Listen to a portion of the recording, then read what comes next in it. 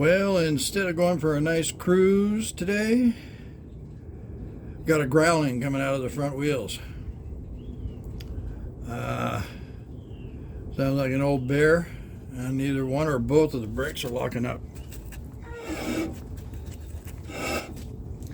Yeah, something's definitely wrong, and it is not stock disc brakes. Calipers are off something else. How far did they go? Did they have to use a new spindle? Don't know, but it's not right, and whoever converted it over, which is the story on this whole car, they either don't know what they did. I don't know. It makes you wonder, but here we are, trying to rectify somebody else's problem. But what are you going to do? That's life. I got this all tore down, and it was a mess. From parts missing to that metal to metal sound you heard. Oh yeah. The calipers was riding on the rotor. This side was worse than the other, but even the spindle adjusting nut was wrong. It was tightened all the way up to the max and left like that. You know, you're supposed to rotate the tire and rotor as you torque it to 17 to 20 foot-pounds. Back the net off a half a turn. And put the cotter key in. If it won't go in, just turn it a little bit more off until the cotter key does go in. And this setup has a castellated retainer that goes over the spindle nut. It was not there. Missing. To complicate matters, the rotor is a 67. Everything else is 73 Ford. So after starting at 1974 and up and searching all afternoon yesterday, trying to identify what I had, because, you know, no sense calling the owner. They don't know nothing about this car. And the people I bought it from, they don't know nothing. So went from 74 on up, and inevitably it's the 73, which I didn't check until the very last search after about 4 hours. And speaking of good luck, I warmed up the Suburban, and the ignition cylinder in the column froze. I couldn't turn it off. It would go to the start position, however, of course. And I quickly hit the flywheel, and it went to the opposition. But it would not power the vehicle, so the electric windows were down all night. And there were critters in it this morning. I'm convinced the shop gremlins, they're back. I put traps out this morning for them with cheese in them. Hopefully that will stop them. Is anybody else having these kind of problems, these unexplained gremlin type things? How about missing tools? Your car ate your socket, ate a wrench. Oh boy. And I still can't find my boroscope. I've been looking for it for about 2 months. Never a dull moment. The caliper was riding on this shiny surface right here on the rotor. This side not touched. This side, now there's about 40 thousandths material gone.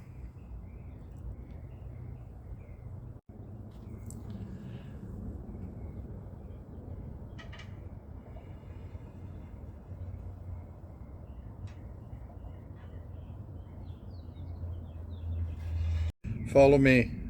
This won't take long. No, really. And you're golden. What we need for this wheel is a wheel cover that'll stop the sun from breaking down the sidewalls. You know how much tires are. Yeah, I think these were $250 each. Something like that. Even if it was half that, it'd be too much to lose just from the sun. So I think I'll make a cover for it.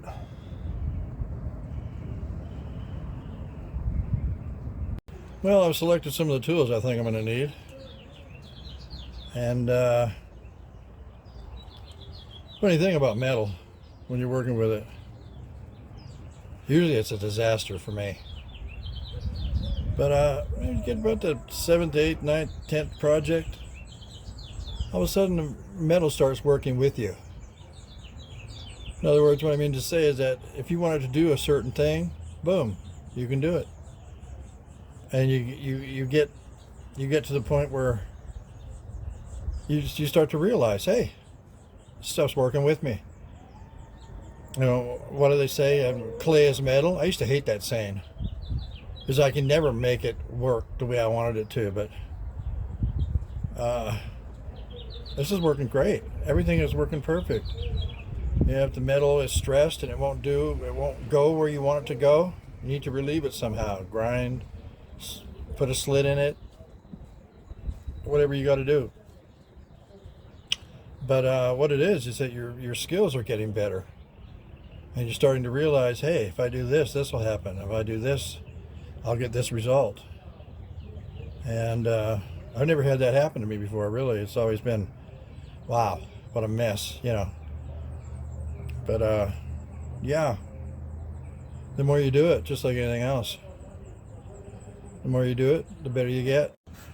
Now this is a trick little tool. This right here, say you're gonna rivet something, two pieces of aluminum together. So you drill your hole, and you know how there's always those little burrs on the hole, front and back. There's burrs, and you can't seem to ever get them right. Well, this tool, you stick this little end right here in the hole, and it moves. And you just grind it around like that. It'll knock all of that off of there, like you can't believe. It is really, truly the answer to getting rid of those burrs in a hole. I've tried everything, rat tail, file, tried to grind them every which way I could. Nah, you just go like this, they're gone. I found nothing. Now, I got this on Amazon, but I got it just like this. And I was looking the other day at something, and something this caught my eye again, but it had 4 different bits. So I suggest you get the one with the 4 different bits, because I only have 1 bit in this, and it was only a couple dollars more for the extra bits. So if I was to break this or something, I'd be SOL. So I'm going to get the other one. And yeah, this gets the 4 flat garage seal of approval for a tool that works, even though it's from that country over there, yeah, by Russia. And so what? It actually works. Very, very good tool. Need to have in your toolbox. Not expensive, but it'll save you a ton of time. Yeah, well, this will keep the sun off the sidewalls. Stop the UV rays from breaking down the sidewalls. Tired of buying tires just because the sun wears them out. But this would really work good on your boat trailer, motorhome, race trailer, anything. Doesn't take that much to whip them up. The key is to use thin material. Not super flimsy, but, you know, thin stuff so it can bend and you can work with it. Try working with 18 gauge. Oh man, that stuff's hard to work with. But I'm getting a knack of it. I'm going to be building some stuff in the future with it. So, but this works real good. And you can even throw them in the trailer, take them to the track with you. Car's sitting there for a really long time, you know. Day going into night. Get the afternoon sun off them tires. Yeah, it's going to work out good. These are parting lines right here. It's a way to determine a cast crank. They have these parting lines here. And there's also a pretty sharp edge. You want to kind of get sharp edges out of there. So if you wanted to make this crank better, you'd grind here and here. Now there's a parting line here, but this is the number one journal. This is the number one and number two rod throw. So you got to be careful in this area right down in here that you don't slip, nick the journal, ruin the crank, or have to have it turned, even more. So you're just trying to flatten these out, and it's a place where cracks could start. Now this is the back of the 1-2 journal for the rods. Then it continues on here. See, you just follow it down the crank. They're parting lines. Just want to smooth them out. It's really based on the theory that a piece of paper has a sharp line here. And in a motor, when you have a sharp line, it's easy to rip. But if the sharp line or the parting line is rounded like that, it's much stronger. The forces of energy inside of a motor will go to where there's a sharp edge, and a crack can begin. There are several fractures, miniature fractures, that all lead up until one day, kaboom. So that's what it's based on. Well, here's our grind marks. We got them parting lines out of there. And rounded this off a bit, the sharp edge. And, if you're going to balance your motor, it doesn't matter if it came in at 305 or a 350 and it's a 442 casting. If you're going to balance it, it's going to be perfect when it comes back anyway. So you don't have to worry about it. If you're not going to balance it and you don't know what you got, maybe you don't know whether it's a 350 or a 305. The machine shop can probably tell you. But, or maybe it's the only crank you got. And you got to get the vehicle running. You got to get the motor going. So, the best you can do is get these parting lines out of there and just go easy. And it's a gamble, all cranks are a gamble. You never know. Any crank can break. But I've broken a cast iron crank before, and it makes a lot of noise. You ain't going anywhere once that happens. Here's a cast iron crank, Chevy cast iron crank. That's the one I got back from the machine shop, but that's not my crank.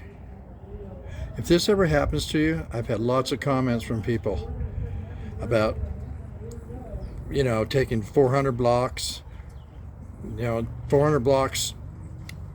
Some of them had just 2 freeze plugs on the side of them. And so, one guy took 2 virgin 400 in there.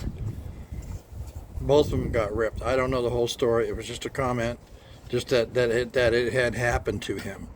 Well, this happened to me. I took my motor in, got it back. The crank and 3 rods were not mine. As I mark everything, goes to the shop. So I just wanted to show why this happens. It's because Chevy put a 442 casting number cast iron crank out, and it's the same slug and casting number for a 350. The balance is just different. 305. See, 305 Chevy. It just has smaller pistons. Rods are the same, mains is the crank, all the mains and everything, it's all the same. Except there's a different balance in it because it doesn't have as much of a slug to pull.